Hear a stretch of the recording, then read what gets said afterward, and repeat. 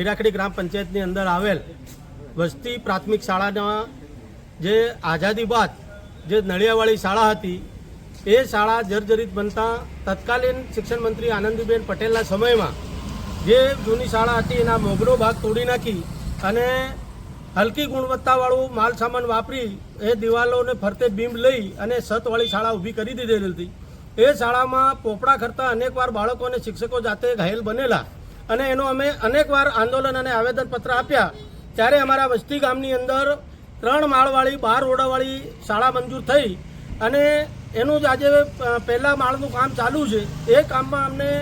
લોકમુખે ચર્ચા થવા માંડી કે ભાઈ આ શાળામાં હલકી ગુણવત્તાવાળું કામગીરી ચાલે છે, જેથી અમે સ્થળ પર મુલાકાત કરતા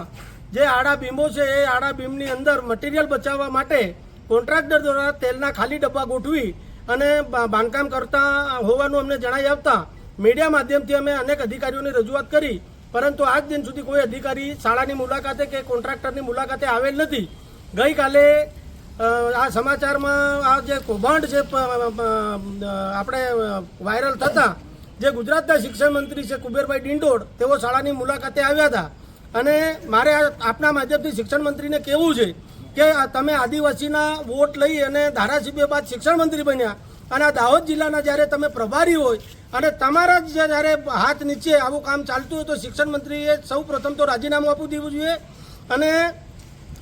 સાથે સાથે શિક્ષણ મંત્રીને એમ પણ કહેવા માંગુ છું કે તમારા મળતિયાઓને જે કોન્ટ્રાક્ટરો તમે આપ્યા છે એ કોન્ટ્રાક્ટરોના આવા હલકી ગુણવત્તાવાળા કામકાજને લીધે અમારા આદિવાસી વિસ્તારના જે ગરીબ બાળકો છે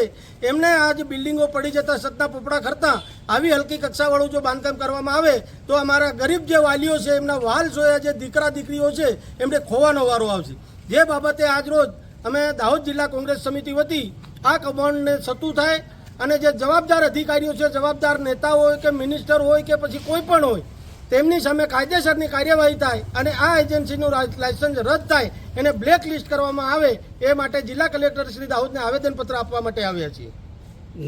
મુકેશભાઈ ડાંગી।